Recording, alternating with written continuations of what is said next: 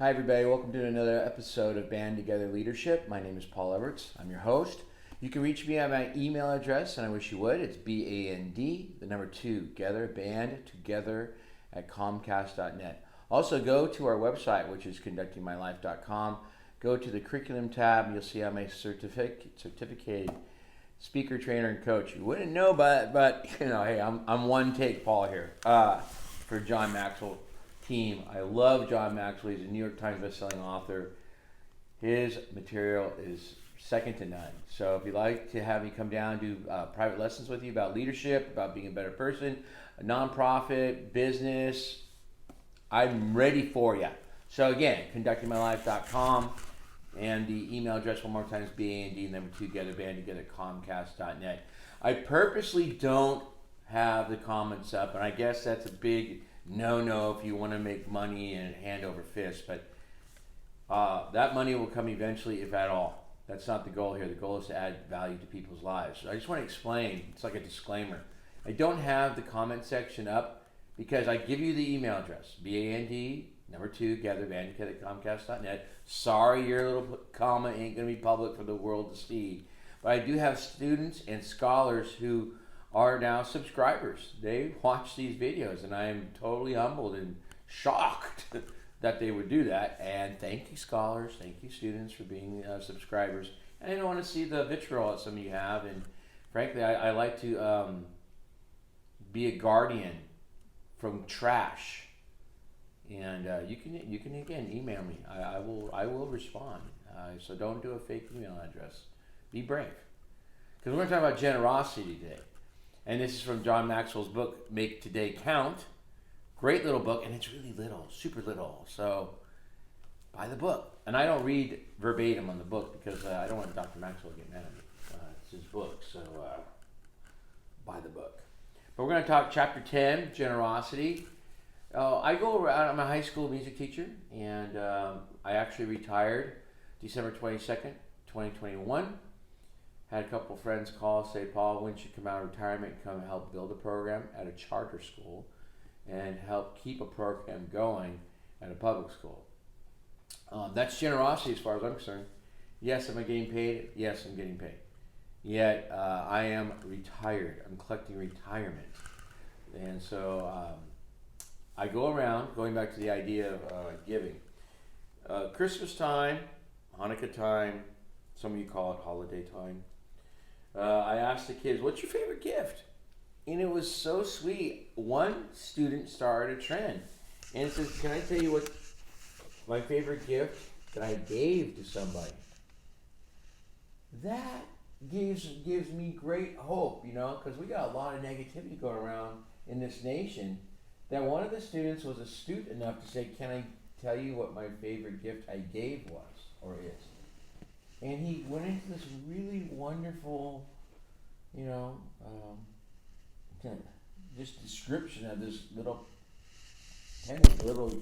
piece of jewelry he gave his mom. Loved it. So Dr. Maxwell says, I will live to give. I will live to give. Think about how that would even change your life to listen, to say, you know what, I want to give something. I want to be generous with my time, generous with my money, generous with my talent. And what happens to the other people? They get better too. As you're getting better, you're giving a better you to others. Oh my heavens. Okay, here we go. So you now make the decision to plan for the and model generosity daily. If you desire to become generous and make generosity a part of your life, then Dr. Maxwell suggests you do the following. You give others your money. Give others yourself. Okay, and that's all he says. Those are the two things he says. He says, give others money and give others yourself. Sounds like what I said before. Why not? There are so many, as you see, our son is in the Navy. Love you, PJ. And we give to veteran organizations. Diana, Blue Star mom, and she was a board officer for a while. We give money to a variety of organizations that support veterans. We give money to our church. We give money to nonprofits, to friends that might need some help with cancer or need help with unfortunate deaths. Do what we can. We want to give to others, and it doesn't it feel good even if you give a smile. And I want to let me just think aloud with you. Why do we like to give? That is a great question. I don't know how it does it. I think because it makes us feel better, and there are times when we want to be selfish, and I definitely think if you want to be selfish, give to somebody. What an interesting way to show being selfish. And you know what I'm giving to you? Because I need to feel better. I need to do better. I need to get myself centered. And the way I get myself centered is watching you smile. That's awesome. Okay, so then manage the discipline of generosity. It's very easy to live only for yourself. In fact, that may be every person's natural bent. Dr. Maxwell knows it is his.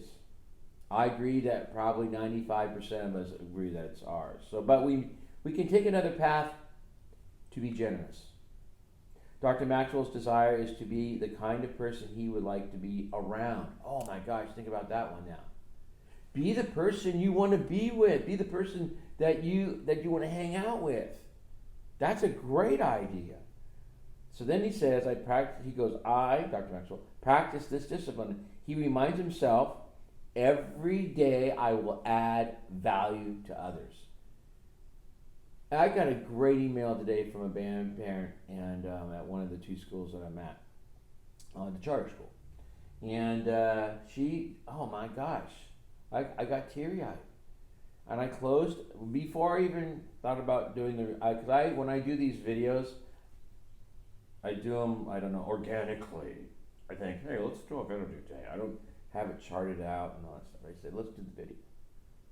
So again, today would be January 19th. And I told her, thank you for adding value to my life. And here it is. So what does it mean to add value to others? How do you do it? Here's how to start. You need to value people. This means treating everyone with respect. You need to know what people value. This means listening and seeking to understand others. So first understand and be understood. Make myself more valuable. This means growing in order to give, because I cannot give what I do not possess. And I had said this to a former student just on Sunday. We as teachers have done many things well, and unfortunately we've done many things poorly. And one of the things we've done poorly, two things. One, teach students failure is stepping stones to success. Failing forward. Another book by Dr. Maxwell. We've also done a poor job teaching students it's okay to love yourself. Now you gotta not be narcissistic about it. But loving yourself means I love me. I love me to the point where I need to eat better. 57 years old, got the talk from the doctor, your blood pressure's high. We're going to start giving you medicine if you don't get it lowered. And I don't want medicine. I want God. I want people's support. I want the right food. I want self-discipline. And I'm getting all that. So you need to make yourself more valuable to others. And you can't give what you don't have. And then the next thing is, and this again, I know it's going to shirk some of you, and you have to understand, every time you wig out, that's your choice. Do things that God values. Oh no! Whoa.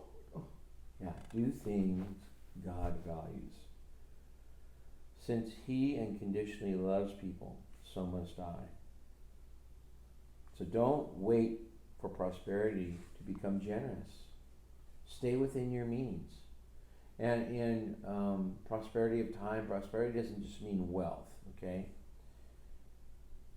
Find a reason to give every day, and then find people to receive every day. D.L. Moody, founder of the Moody Bible Institute. Sorry, I'm just being sarcastic. Do all the good you can to all the people you can in all the ways you can, as long as you can. Yeah, that's a great thing. When it comes right down to it, the recipients of your generosity are never causes, institutions, or organizations. Ultimately, the recipients are individual people. People in need of help are all around you. You do not need to go halfway around the world or send a check overseas to help and serve others. Although there is nothing wrong with doing those things. Since MLK was celebrated this week, he's got a quote. He says, civil rights leader Martin Luther King Jr. said, life's most persistent and urgent question is, what are we doing for others? How you answer that question is a measure of your generosity. And the more generous you are, the greater your opportunity to do something significant for others. Ladies and gentlemen, that's why I do this. And trust me, I get an earful, man. But it's okay. No problems. Armor of God. I know what I'm doing. My heart, it's helping some people. Would I like it to help all people? That's your choice, not mine. Begin with the end in mind. Every choice you make is who you are, so choose wisely. Seek first to understand and be understood. And finally, people don't care how much you know until they know how much you care.